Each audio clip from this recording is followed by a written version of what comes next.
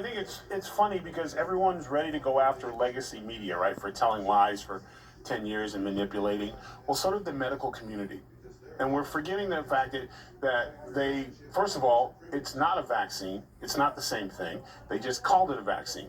They didn't take the time. It wasn't made under the same ways that the traditional vaccines were. Plus, they didn't have the case studies and the time to know the side effects. But they were, like to your point, they were making checks. And let's not forget the doctors who questioned it. The Dr. Drews and the Dr. Sapphires, careers were ruined. They were taken off. They were quacks. They weren't allowed to be on TV anymore. Their deals were taken away. And then doctors who fell in line, who were then on TV, even our own network telling us the third booster was the best one and whatnot. I think there's going to be a reckoning.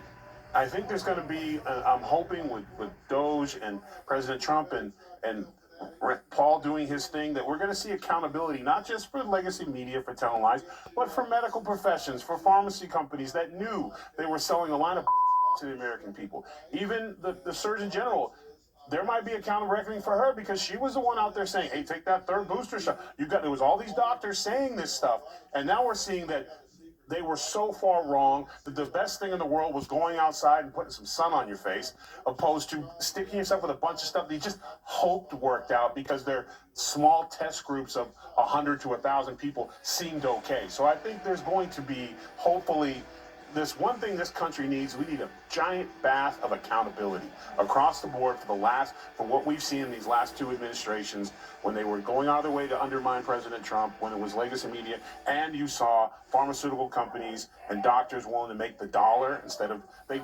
protecting the American people. So I'm hopeful that we'll see some of these things come to light.